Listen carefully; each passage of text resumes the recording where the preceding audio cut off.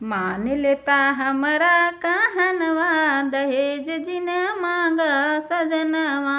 मान लेता हमरा कहनवा दहेज जिनी मांगा सजनवा। बिटिया के बाप कंगाल बनी घूम, कंगाल बनी घूमई, कंगाल बनी घूम, यही मांगी के करनवा।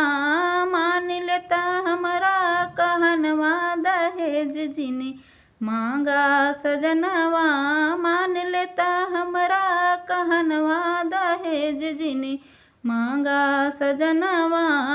यही समधी घोड़ा शादी के फिक्रिया, हे समधी छोड़ा शादी की फिक्रिया। खूब पढ़ावा, खूब पढ़ावा ललनवा रे, हे समधी छोड़ा शादी की फिक्रिया। खूब पढ़ावा अपन ललनवा। मान लेता हमरा कहनवा दहेज जिन मांगा सजनवा।